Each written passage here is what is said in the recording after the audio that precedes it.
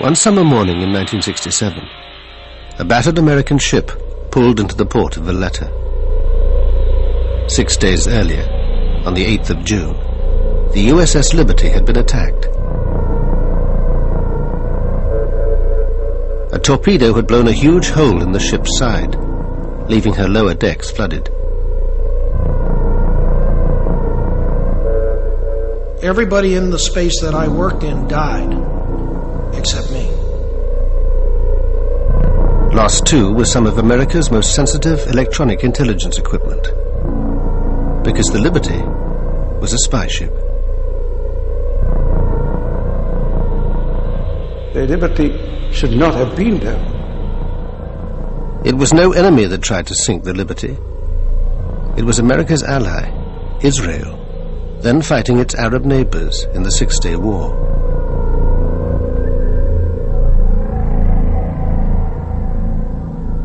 The survivors have always said the attack was no accident.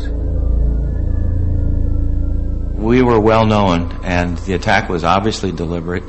I consider it this cold-blooded murder of American sailors that day. Yet Israel insists it was a tragic case of mistaken identity. It's very embarrassing for a military force like the Israeli Defense Forces to make such a blunder, no doubt. But we admit our mistake. That does not mean that there was any intention or any conspiracy or anything of the sort. But the men of the Liberty claim there was a conspiracy, and that it's been covered up for 35 years. If it was an accident, it was the best planned accident I've ever heard of.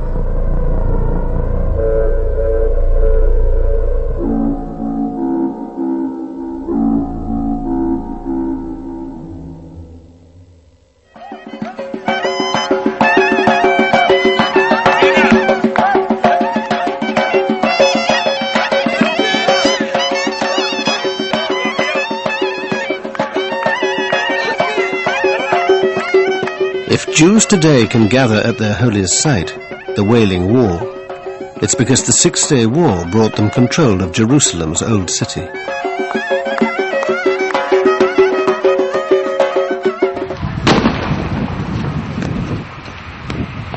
It's also brought 35 years of violence, hatred, and bloodshed.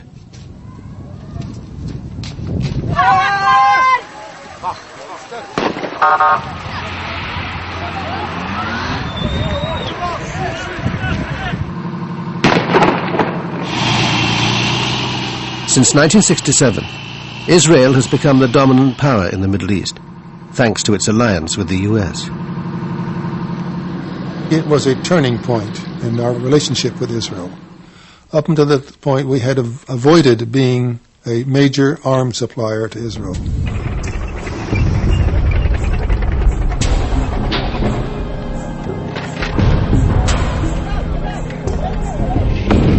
Paradoxically, the security of Israel became one of our strategic objectives, which it had never been in the past. For 35 years, the Liberty veterans have been campaigning for justice and a full inquiry into the attack on their ship. We need you because it's what keeps us going. We can't do the things we want to do without your help. We have never learned why it happened that day, why the ravage of war came in our way. We lost our husbands, sons, and friends, and there is no hope our hearts will mend. Oh, the liberty. For many young men in mid-60s America, joining the Navy was a good alternative to Army service.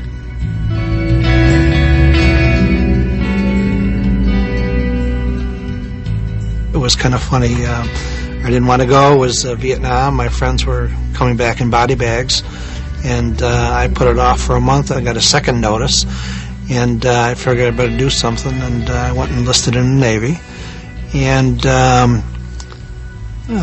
went into the Navy and 13 weeks later after boot camp, I got onto the USS Liberty. Rankowski didn't yet know it, but the Liberty would also be on her way to war. While America was distracted by Vietnam, the Soviet Union was extending its influence in the Middle East. It backed radical governments in Syria and Egypt, whose president, Gamal Abdel Nasser, had become the Arab world's chief spokesman in its struggle with Israel. Egypt was under enormous pressure at the time. Pressure by the Arab partners.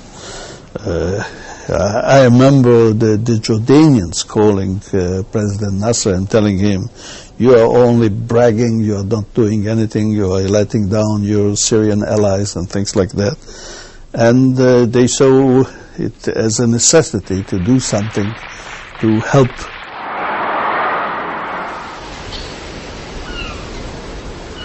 Meanwhile, the USS Liberty had crossed the Atlantic and put in at the West African port of Abidjan. Some of the sailors were on leave and busy with their home movie cameras.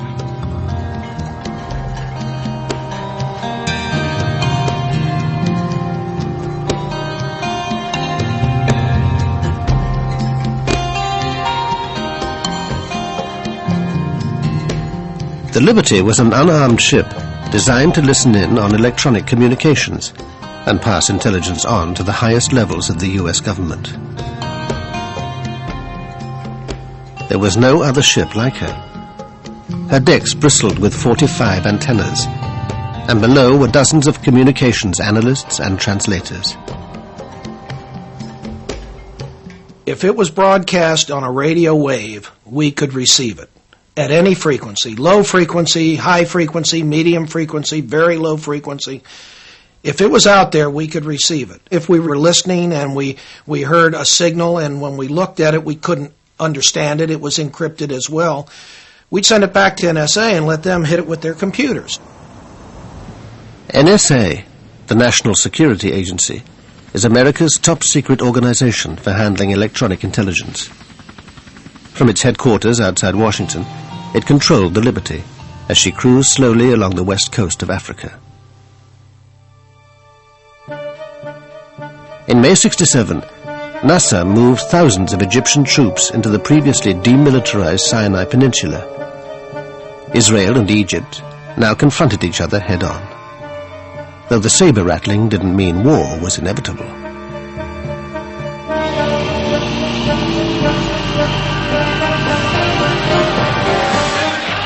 Then Nasser raised the stakes. He closed the Straits of Tiran, cutting off the Israeli port of Eilat. Israel saw this as an act of war and began to mobilize. In fact, Hawks and the Israeli government had been waiting for a showdown with the Arabs. Both sides now prepared for war. Soon to be caught up in this was the USS Liberty. Her commander, William L. McGonigal, had been in the Navy since World War II.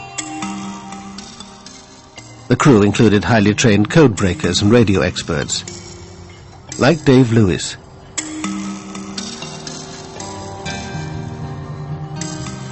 I was the research officer on the research ship.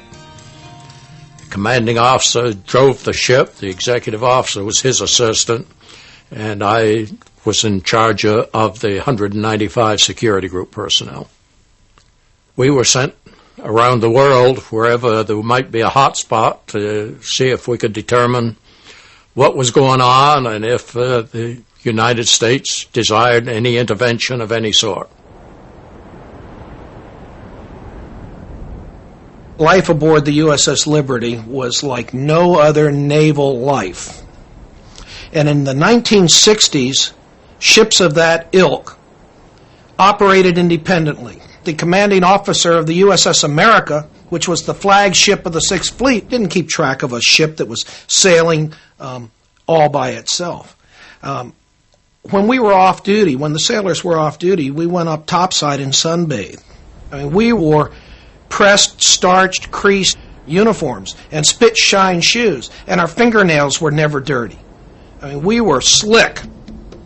McGonigal, he was a terrific person. We always on Sunday had a cookout on the Fantail of the ship.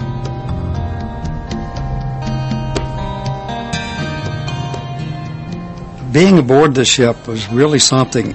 It was fun, like going from Abidjan, Ivory Coast, all the way down to Cape Town. You're drifting along at 3 knots and listening 10 miles off the coast. When the Liberty pulled into Abidjan, that was a social event of the year. I got back aboard at 2 o'clock in the morning the day we left. I was met at the gangway by Captain McGonigal, who informed me that we had orders to get underway immediately, and I was to get the rest of the troops, and we were getting underway. In a sudden change of mission, the ship was ordered to head for the Middle East.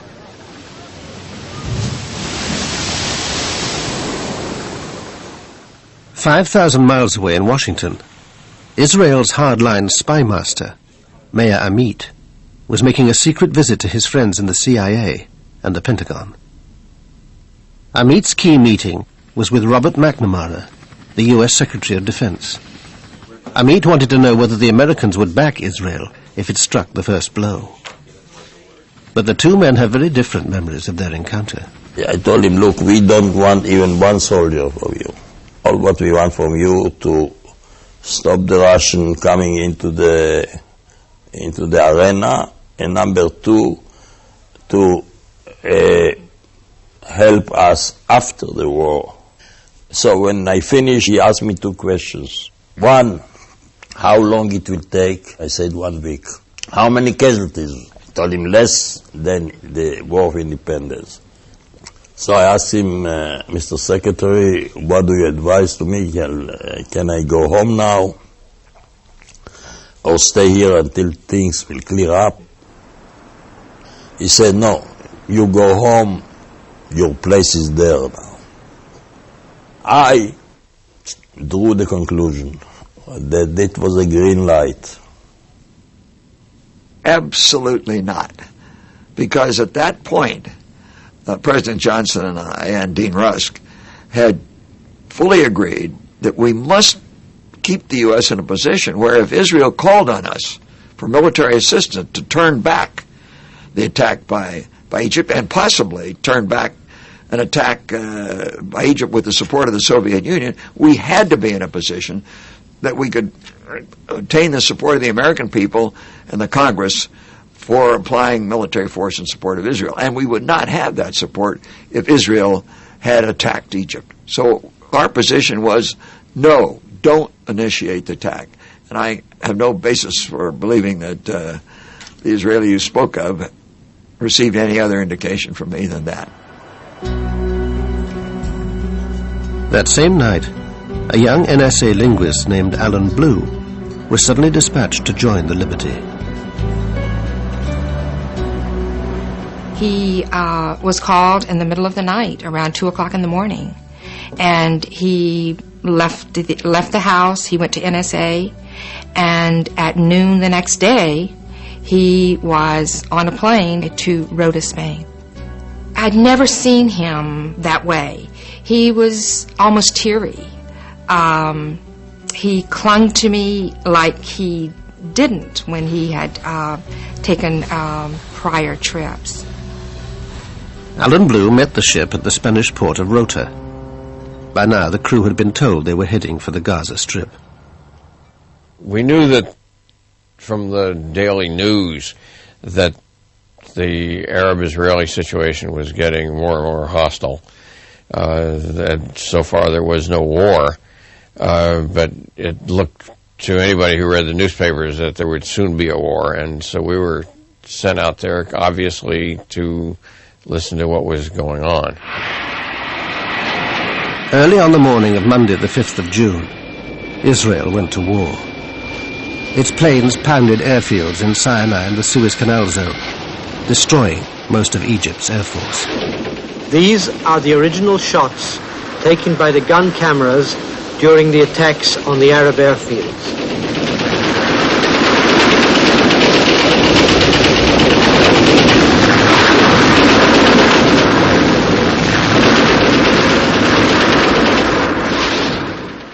The fact is that they didn't have a clue when we came on. They were completely caught by surprise. They were having breakfast, immediately after breakfast some coffee, and boof, up we came on 9 airfields, 2 in the Sinai, 5 in Egypt, and 2 in Upper Egypt.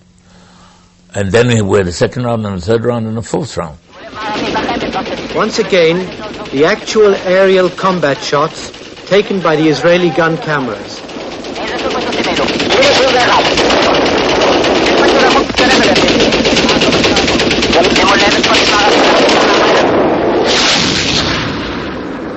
Meanwhile, the Soviet Union was boosting its military presence near the war zone. It moved 20 warships into the eastern Mediterranean. In response, the Pentagon ordered the 6th Fleet to keep all aircraft and ships at least 100 miles away from the coast. But one vessel received no such message. The USS Liberty steamed on towards the Sinai coast. We were told there was no need to worry. We had asked Commander 6th Fleet for an armed guard to go along with us, a destroyer. He sent the message back saying we were in international waters, flying the American ensign. There was no need for an armed escort. The Liberty was approaching a scene of total Israeli victory. On the 3rd day of the war, they'd taken the West Bank. But the big prize was the capture of Jerusalem's old city. I was elated when I heard it. Jerusalem, every Jew prays, I think, every day, next year in Jerusalem. That evening, the Liberty arrived at her destination, off the Sinai coast.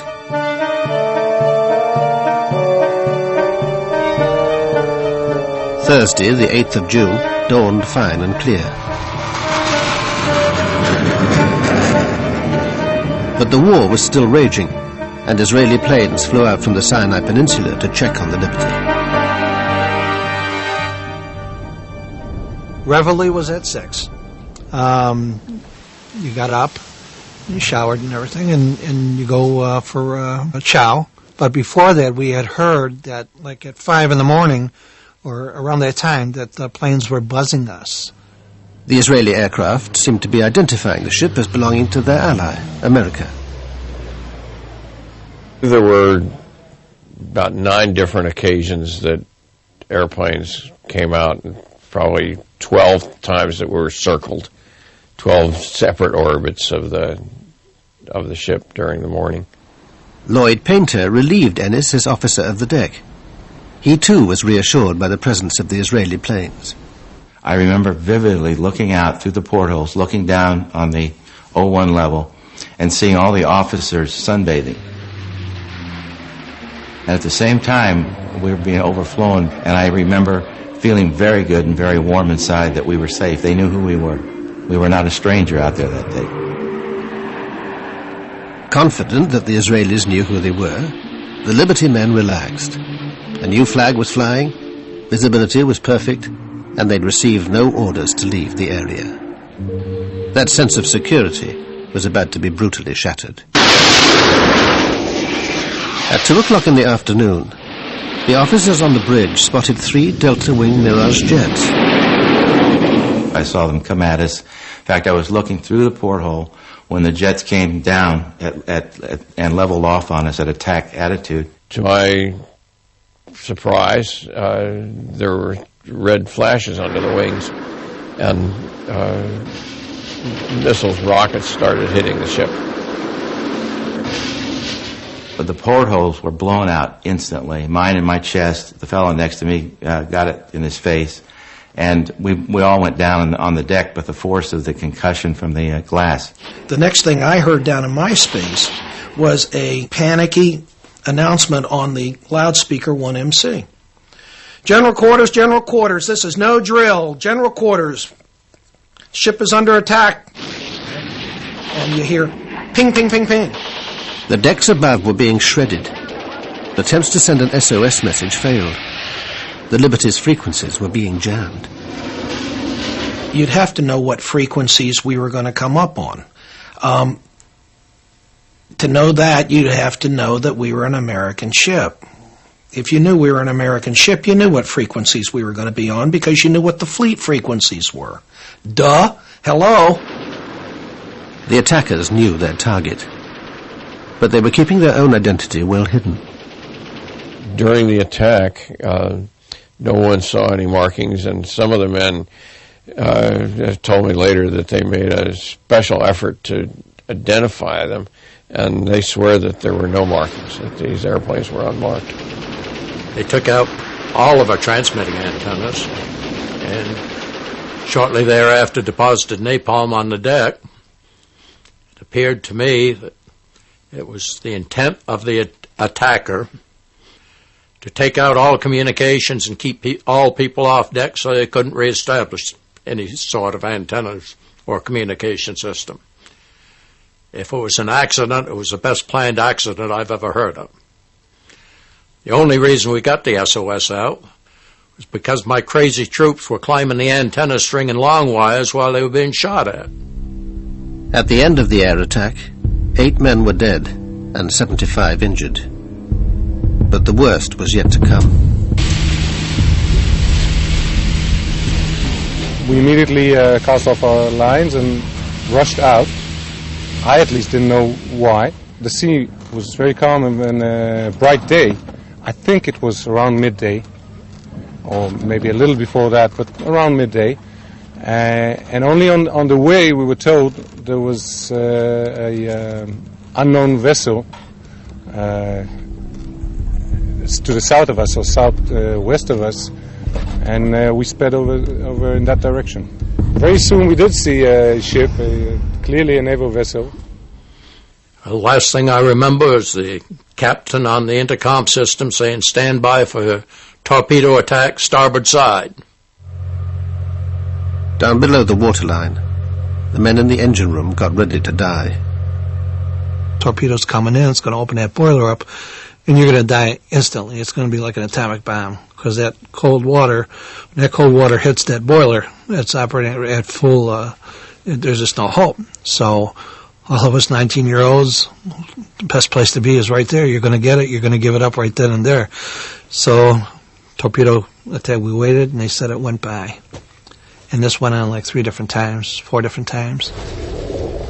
The torpedo is simply dropped into the water. You lose sight of it for a minute, and then you see the wake, and it was going straight for the ship, and we were sure that our torpedo was the one that hit. It hit, and it lifted the ship right out of the water and put it down, and we started to list 10 degrees. But it was a slow list, and it was going. And I said, my God, we're going to flip over. I was one of the fortunate ones. A temporary bulkhead wrapped itself around me, and the heat of the torpedo exploded all of the paint onto my skin. So I was black, but it was all superficial. Lost both eardrums, got my eyes burnt a little, but I survived. Almost all of the troops within 20 feet of me were killed instantly. We just went back to work and prayed that this thing was not going to flip over or if it was going to go down, and it didn't. That's about it for now. The Liberty was now paralyzed, her power and steering control lost. But her desperate SOS message had been picked up by the American 6th Fleet, 500 miles away off Crete. Retaliation was ordered for the attack. On the USS America, 2 bombers were readied while their fighter escort was launched.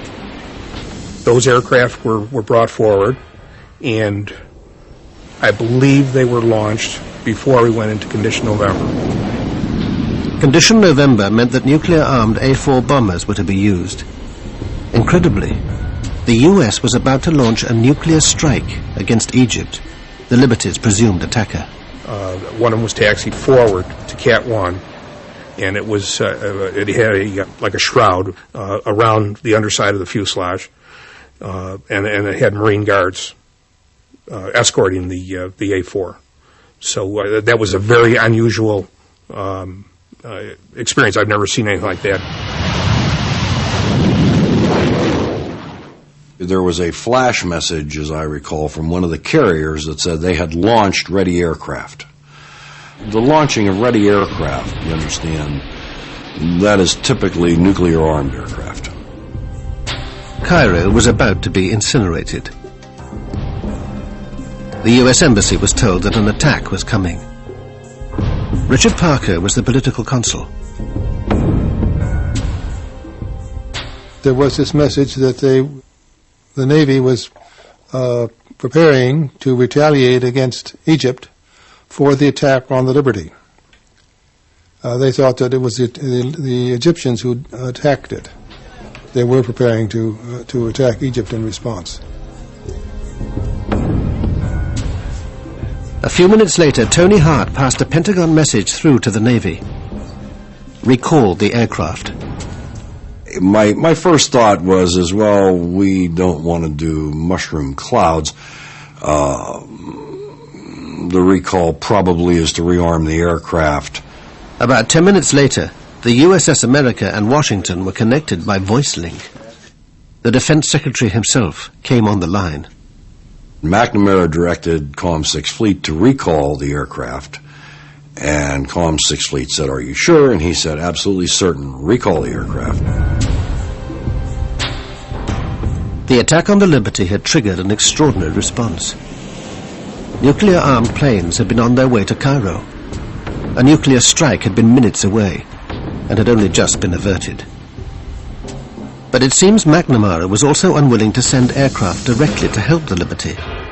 The fleet commander asked for permission to send a rescue flight of conventionally armed aircraft. The admiral was talking to McNamara and asking for permission to relaunch the ready aircraft, relaunch any aircraft. And McNamara said no, that no aircraft were to be launched.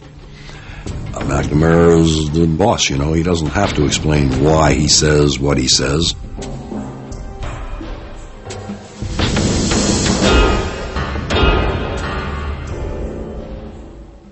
Dave Lewis heard from another officer about McNamara's dealings with the 6th Fleet. I'm Admiral Larry Geis, the commander of Task Force 60. He was very upset. He told me he knew it was going to be hushed up, and I wasn't to say anything about it, but he had to get it off his chest. That he had sent aircraft and notified Washington, obviously via the Criticom network, because it got to Bob McNamara and Lyndon Johnson, and he had the aircraft recalled by Robert McNamara. So he said he reconfigured a flight of aircraft with aircraft incapable of carrying nuclear weaponry and relaunched it. He again notified Washington. Again, Robert McNamara ordered the aircraft recalled. He challenged the order, and Lyndon Johnson came on. He said he didn't give a damn if the ship sunk. He would not embarrass his allies. Robert McNamara has never fully discussed his role in the Liberty controversy. You recalled planes sent to rescue the Liberty. I'm absolutely certain that's false. You didn't send a signal to the 6th Fleet? Absolutely not. I don't know what the hell happened, and I haven't taken time to find out. But there are all of these claims that we sent planes, the planes were going out and we turned them around, and that we intentionally allowed the Israelis to sink the Liberty. I know nothing about it. While the 6th Fleet was launching and recalling its aircraft, the Liberty was still under attack by the Israeli torpedo boats. You could see these machine gun bullets going through and ricocheting off all the metal that was down there. And actually, some were going into the boiler. They're trying to explode the boiler, and they knew what they were doing. We basically were dead in the water. The word came down, prepare to abandon ship. That meant prepare only, go up and get ready, get near the life rafts. Well, I went up first, popped the hatch, looked out for the life rafts. They were either gone or burning.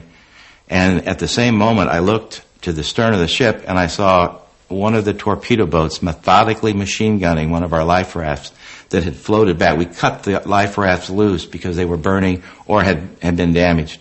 And they floated back behind us, and he was machine gunning the life raft. And I knew that had there been anyone in there, they certainly wouldn't be alive. It happened so fast, it didn't seem real. None of the attacks seemed real to me. I was bewildered. I couldn't understand why they would do it to us. I just didn't understand a thing at that point.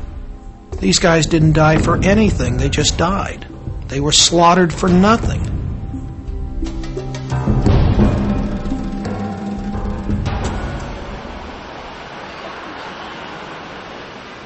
The assault was over, but the cover-up was about to begin. At 4 o'clock, the American naval attaché in Tel Aviv heard from the Defense Ministry that a ship had been attacked, in error. The American embassy immediately reported back to the State Department in Washington. I was the first one that got the word, and my immediate reaction was it could not have been an accident. Shortly before 10 in the morning, Washington time, the news was passed on to President Johnson. He was rather inclined to agree with my view was that it had to have been an intended attack. Johnson's belief that the attack was deliberate is preserved in the minutes of a White House meeting the following day. Also present was the CIA Director, Richard Helms. And I know that for the first 24 hours, the President was furious that something like this had gone on. Whatever Johnson's inner circle thought privately, officially they accepted Israel's apologies and its explanation. Everybody seemed to be a little appalled at the Israelis, but this was not reflected in the public positions that the collective group had outside that room. And I think we were overprotective of the Israelis at that point. I think the feeling was that the pressure, political pressure, would be too much, and they were just going to let it go. That and thought maybe it would just go away. As a matter of fact, he said to me, standing in the cabinet room one day, "Have you looked at the New York Times? The attack on that American ship is on page 29, when it should have been on the front page." And then I guess various people got at him and so forth, and he changed his mind. But I don't think he changed his mind, he just changed his actions. President Johnson's public stance allowed Israel also to cover up the attack. Israel has always maintained that it was a series of mistakes. None of the former fighter pilots would agree to speak, but one of the torpedo boat sailors gave us his account. We were inexperienced at the time. We were probably a little trigger happy, and it was a war zone. No one should have been there, and anybody who is there is doing it at his own risk. Israel admits the reconnaissance planes had identified the Liberty during the morning. The Air Force notified Naval HQ in Haifa, where the ship's position was marked on a combat information map. Later that morning, Navy HQ received reports of the Sinai coast being shelled from the sea, but by this time, say the Israelis, the Liberty had been erased from their naval map. When the patrol boats went to find the source of the alleged shelling, the only ship they found there was the Liberty. Then the patrol boats misread the mystery ship's speed on their radar. They thought it was making 28 knots, so could only be an enemy warship. The way you do it is by taking the direction and distance from the radar to the target on the radar screen. And if you do it for a short period, for just several minutes, the differences in the speed can be fantastic. Anything between going backwards and 30 knots forward. So that's a very normal mistake. And so the Air Force was summoned to catch the fast-moving target. Then, says Israel, the sailors made another fatal mistake, confusing the ship with the El Qusair, an Egyptian transport vessel half the Liberty's size.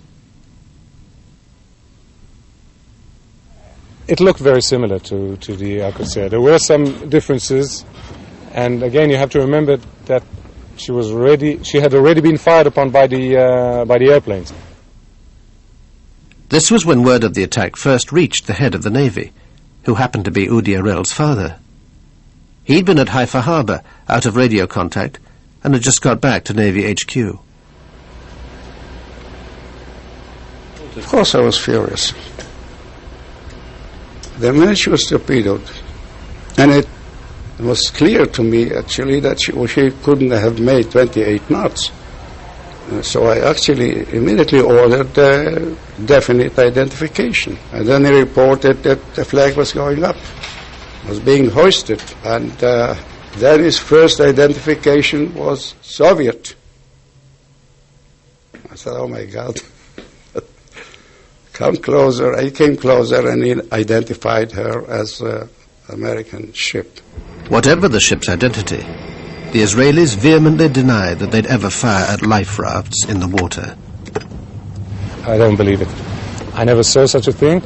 There was nothing even resembling a life raft, and we certainly didn't shoot at it. We are taking part of the blame, but only part of the blame. We made most of the mistakes. They made many mistakes on the spot, and by the fact that the Liberty should not have been there. But the evidence points to Israel knowing the ship's identity and wanting it sunk fast. This U.S. Air Force intelligence analyst was following radio intercepts of the attack. The communications I had in my hands originated from an Israeli flight commander.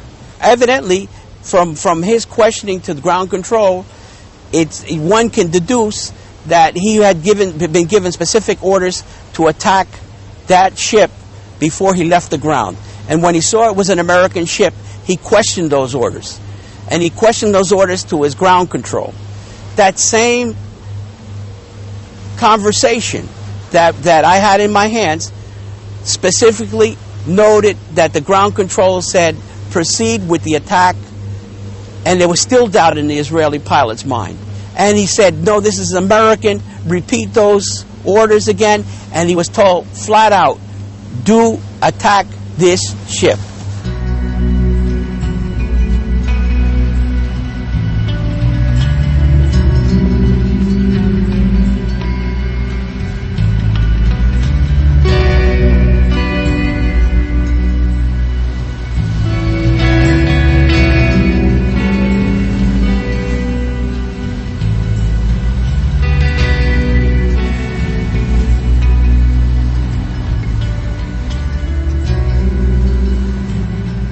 That night was a very long night. I'm thinking at that point, I hope we don't sink, because I knew the extent of the damage. I'd been down and taken a look at it, and I knew that we were in bad, bad shape. We had a lot of dead folks, a lot of gravely wounded folks on that ship, including the captain, who toward the end of the shift, toward the end of the 15 hours, had regained consciousness and was sitting up in his chair, but not saying much, just sat. Help was finally on its way. Ships from the 6th Fleet were steaming towards the Liberty and would reach her the next morning. It was quite a sight to see so much of a flotilla there, the carriers. We looked and we said, God, what a flotilla. Where the hell were you? Why didn't you come? I mean, everybody aboard the ship said the same thing. The Liberty was now heading to Malta for emergency repairs. An important visitor was helicoptered aboard. Admiral Isaac Kidd was leading a naval inquiry into the attack. His behavior surprised the sailors. I thought he was a very strange person because he took his stars off and walked around, tried to walk around like a regular guy. You know, everybody knew who he was. But I thought that was rather strange. I didn't buy into that one real easy. He took his eagles off, and he says, well, guys, he says, you just pretend that I'm one of you guys now. Tell me all about it. So they told what they seen in that, and after a while, he put his pins back on, and he says, I don't want you guys talking about this at all to anybody, to your shipmates. Don't be giving any interviews here while we're in Malta. He says, anything that has to be told through your division officer, through your captain, don't be talking to your family about it. I mean, he was very specific. By this time, all the injured men had been taken aboard the rescue ships.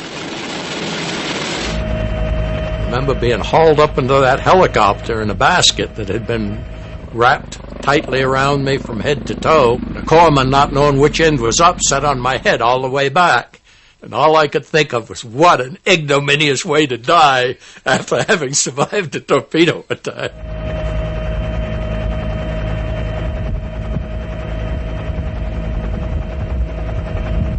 They took the wounded and the dead off and took them to the USS America, where we were then taken into their hospital area.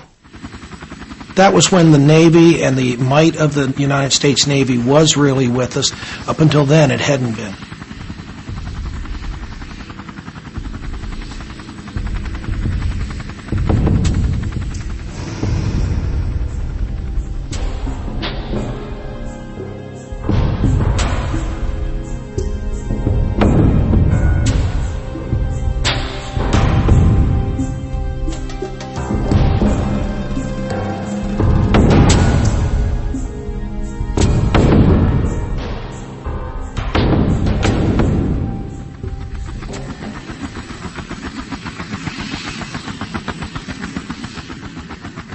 An unarmed American ship had been attacked by Israeli planes and boats.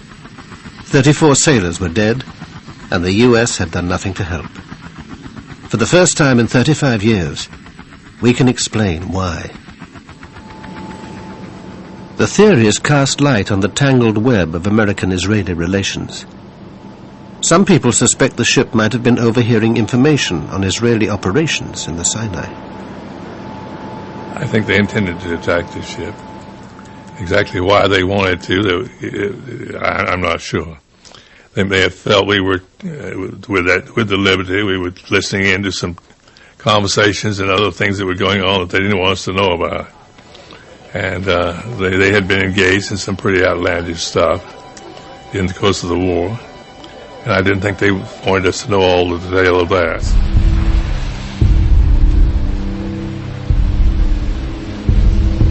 I don't think that we would have cared. America was not an enemy. There was nothing they could in any way involve us, threaten us, concern us. No. I don't even know what were the task of the Liberty. What the purpose? To find out how the war was going on? I don't know.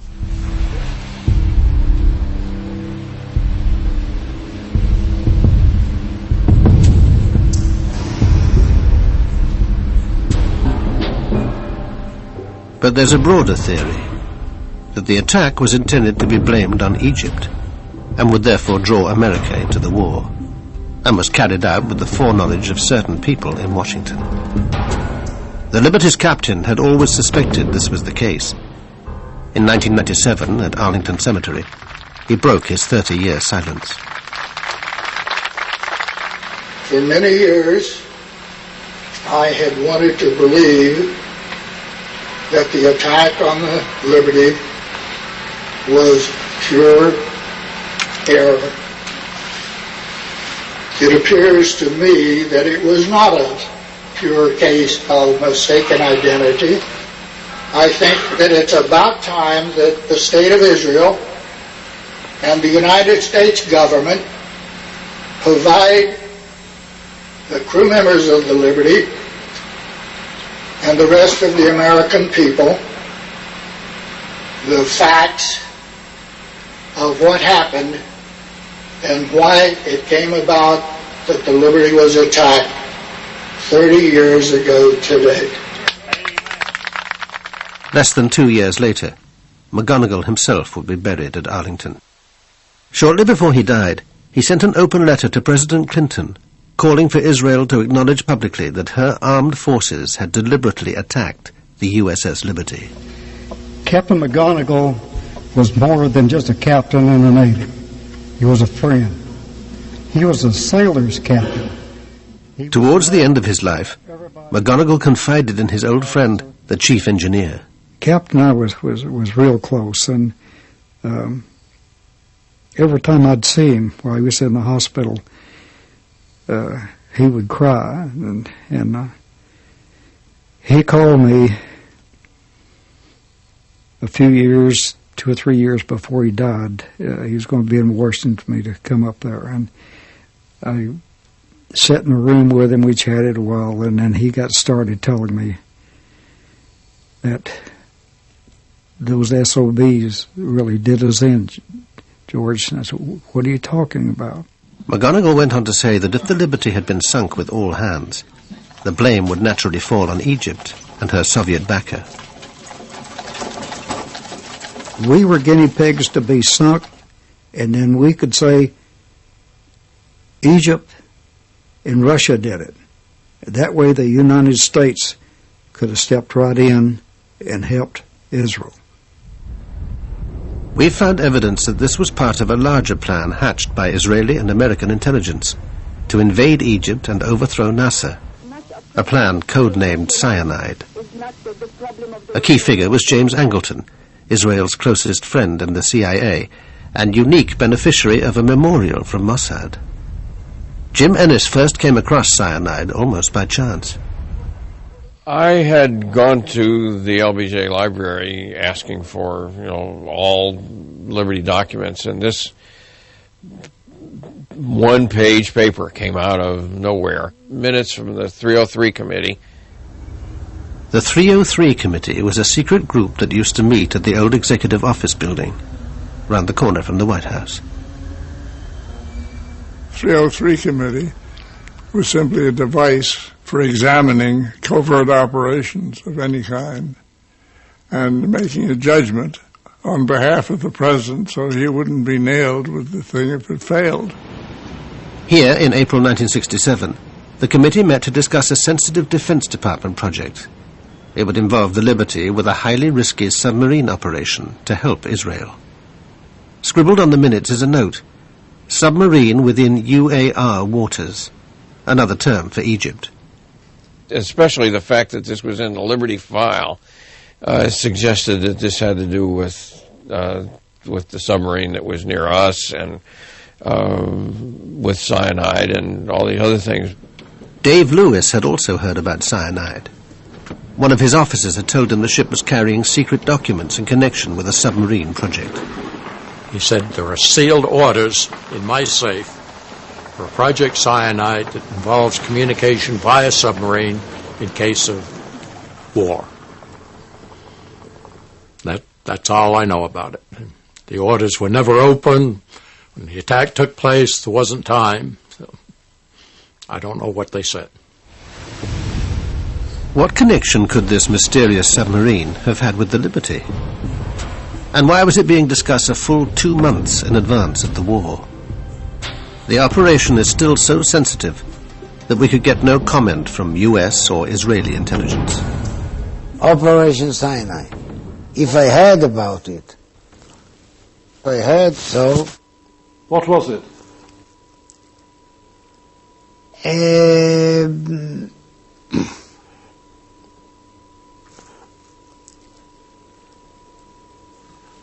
I suggest we stop the interview here.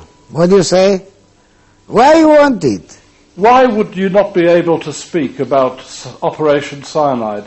It's 34 years since.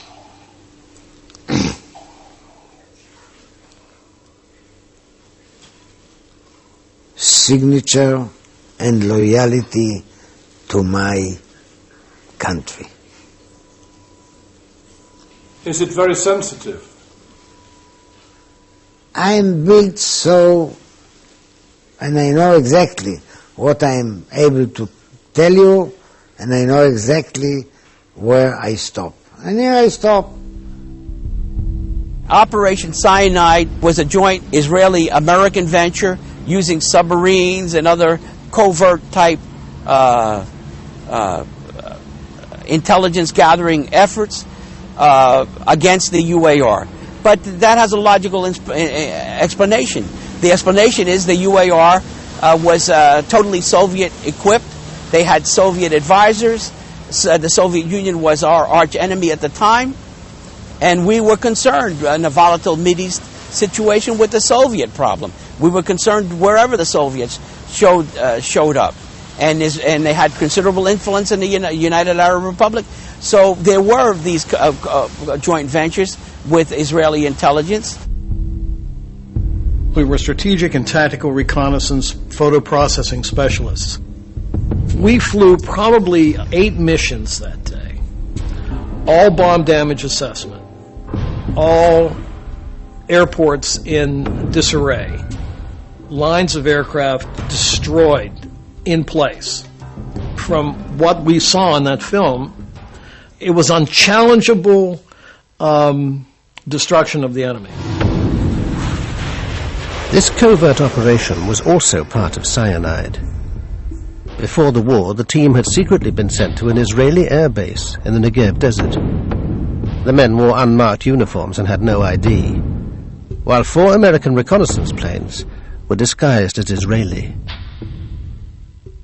There was a hurry-up paint job done to the aircraft to identify them as Israeli aircraft, so that they would be in conformance with normal Israeli markings. No, not one single word of it is true. I don't know what is the man. I don't know. Fantasy. It's a fantasy. He's dreaming. He's making it up. Nothing. They can deny it now. Fine.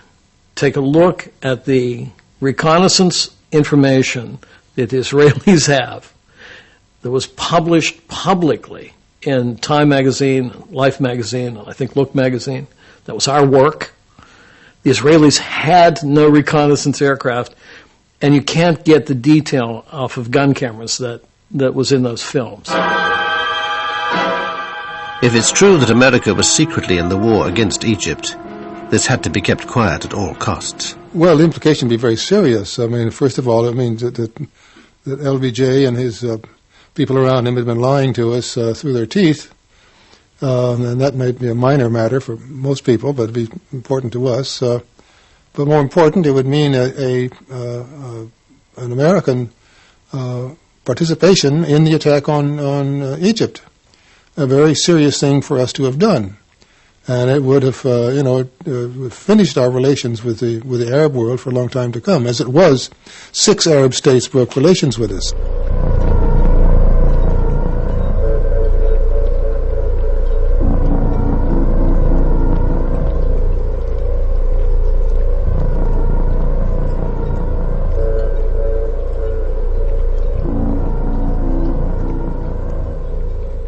Whatever lies behind the attack, the human tragedy was that 34 young men were dead. Most were killed below decks, and their remains could only be removed when the Liberty finally arrived at Malta. By then, the bodies of 5 others had drifted out of the hole. Only when the dock was drained did the full horror of the destruction become apparent. I remember taking that photograph, and I remember seeing parts of bodies in the cables and wiring that were jammed around, especially in the top part. It seemed like on the overhead, a lot of parts of bodies were hanging there. It looked like a meat locker. We had to go down and start cleaning that up. One of the men killed was Alan Blue, the NSA linguist so suddenly sent abroad. His wife didn't even know he was on the USS Liberty.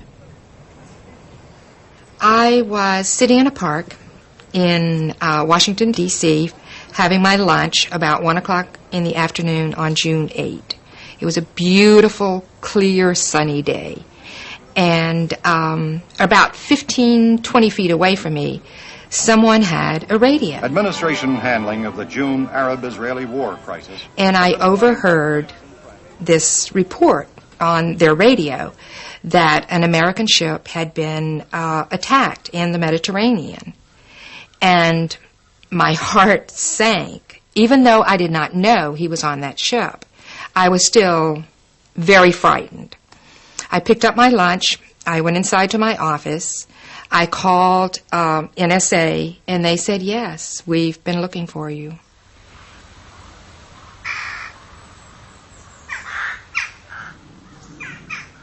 Alan Blue was later buried at Arlington National Cemetery. For the previous month, his widow had had to share her house with minders from the NSA. They told her nothing and controlled her contact with the outside world. I think they were anxious to not have any press around us at that time. No one from the NSA ever contacted me to explain what happened. There were many, many people at the service. I'm not sure who they all were. In Malta, meanwhile, the Liberty men were alarmed by the way Admiral Kidd was steering the naval inquiry. He seemed to have made up his mind in advance and was ignoring crucial evidence. I testified about 3 major items that I had witnessed. One was the captain's condition. I also testified about the armor-piercing projectiles that had been sent through our ship. And I also testified about the machine gunning of the life rafts by the Israeli torpedo boats. I testified, like I said, for about 2.5, 3 hours. I didn't know until, I don't remember, months later, that much of my testimony was never recorded.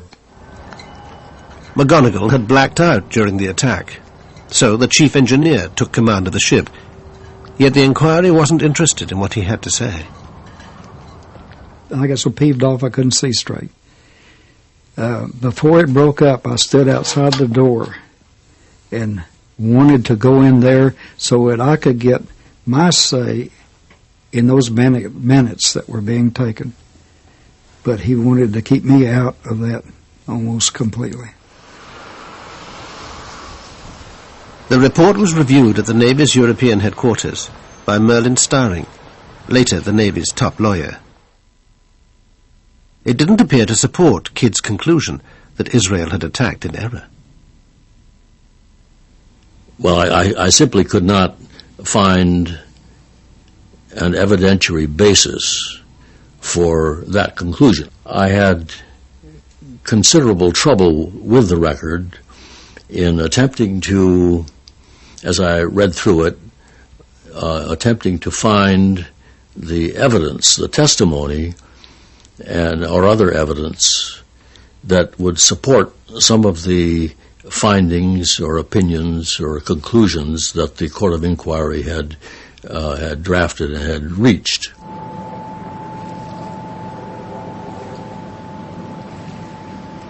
Today, even after 35 years, the Liberty incident remains so sensitive that the U.S. Navy refuses to comment on it.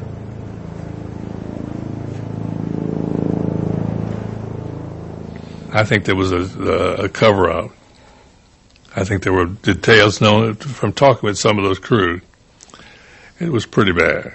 How can my personal view be other than my American view, which was that they intended to attack this ship, and there's no excuse that can be found for their saying that this was just a mistake? Most importantly, President Johnson, like Richard Helms, would also have been getting the radio intercepts. It's like a cable or a telex, right, that was sent to all the intelligence agencies and to the White House at the same time, because it was an American ship being attacked by a friendly power. Anything that's inimical and dangerous to the United States that the president has to see on a near real-time basis, he has to receive it. Did Johnson order a cover-up? No, that I'm aware of. But people were sworn to secrecy. The naval inquiry is regarded by many as incomplete. You asked McNamara about those questions. I'm not going to answer those.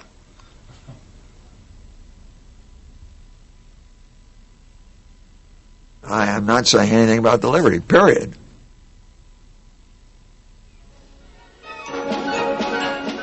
In Israel, it was soon business as usual.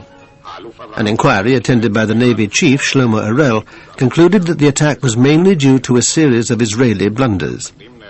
Despite this, nobody was charged or court-martialed. They didn't find anyone guilty of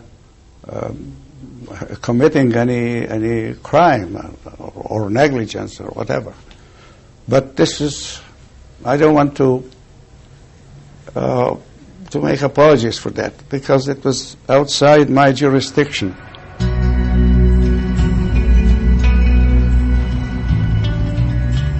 After a month in Malta, the Liberty was patched up and ready to begin her journey home.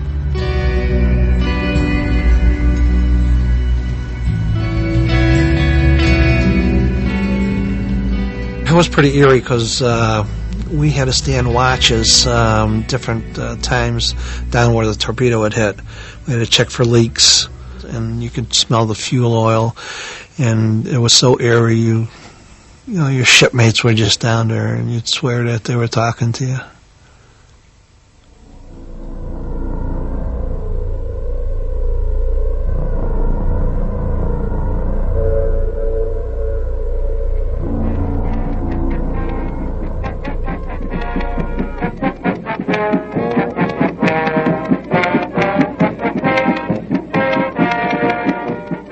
We arrived to fanfare, to local press, and Miss Norfolk, Miss Hospitality, Miss everybody.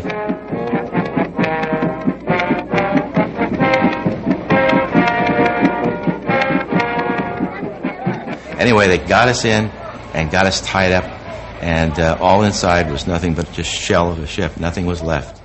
One of the things that bothered me for years was coming home. I'd survived all that other stuff, but the coming home part and facing people who had lost their loved ones, that was very difficult. Very, very difficult. The men had been ordered never to talk about the attack under threat of court-martial. Now the Navy scattered them, and no two were posted together. Even their medals were awarded secretively. I remember receiving my Purple Heart in the captain's office in Bremerhaven, Germany, and with the warning, don't ever tell anyone where you got it. Don't ever. I knew at that time that things had gone terribly wrong with what had happened to us. I knew something was up, and so I basically made a decision to get out of the Navy, and I finished off my obligation, resigned my commission, and left the Navy. Captain McGonigal was given America's highest award, but with little ceremony. That's the only Congressional Medal of Honor that I'm familiar with that was not presented by the President of the United States. It's normal protocol for the President to present the CMH. It was presented by the Secretary of the Navy at the Navy Yard, a little base down in southeast Washington, rather than at the White House by the President. Well, certainly I think it was the way that the Navy and the White House handled this was a travesty. Johnson didn't want this thing publicized. He thought it would harm relations with Israel and his relations with Jews in the United States. For Liberty, as you were commanding officer at that time. Thank you very much, sir. For the officers and men of Liberty, I accept this Presidential Unit citation, and I would add my own personal appreciation for their professional devotion to duty. Every one of our citations talks about military action, occasionally mentions enemy action, but never mentions that it was the State of Israel. For heroic achievement in connection with the unprovoked and unexpected armed attack on USS Liberty in the Eastern Mediterranean on 8th of June, 1967. The Silver Star Medal to Lieutenant George H. Golden. 3 times when told to stand by for torpedo attack. I witnessed a cover-up take place of the highest magnitude. I witnessed someone receiving the highest medal of the land, someone being promoted, someone given his choice of duty in the Navy for his silence. Nothing more, nothing less. And the silence paid off. The captain never stepped forward until the end of his life. And I only think what could have been if he'd have stepped forward in 1967. But a presidential election was coming up. Nobody in power wanted to let questions about the USS Liberty spoil relations with victorious Israel.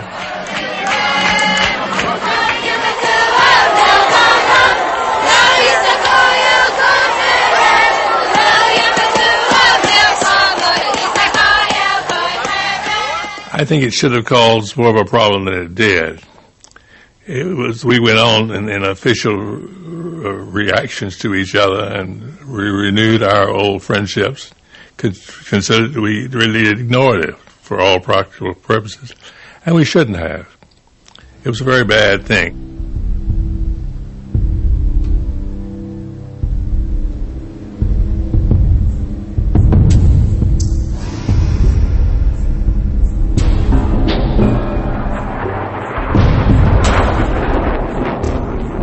If you want to win a war quickly, there will be more mistakes, unfortunately.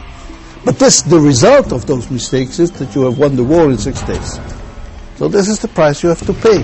Unfortunately, the price in this case, one of the prices, was the Liberty ship. Israel today still occupies the conquered Palestinian territories, thanks to continued U.S. support. The war of only 6 days has left a painful legacy of suspicion, suffering, and sorrow. Among those living with that legacy are the Liberty survivors, bitter about their own government's cover-up. Jim Ennis spent years trying to find out what had really happened.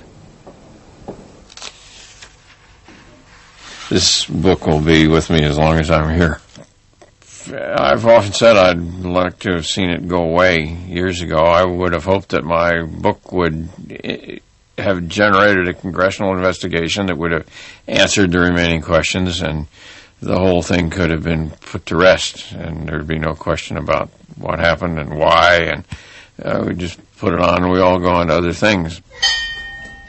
Jerry Goss, Petty Officer. Melvin Smith, Chief Petty Officer. Carl Noah, Seaman. John Spicer, Petty Officer. Gary Blanchard, Seaman. Alan Blue, Civilian. Jerry Converse, Petty Officer.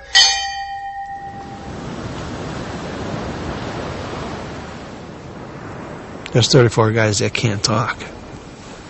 And there's 34 families that need some answers. And there's the rest of the crew that needs some answers too.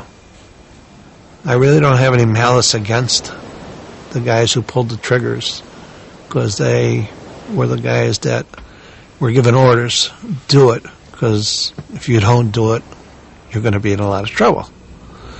I would like to meet those guys and see what they've had to say to me. People who gave the orders, they got away with murder.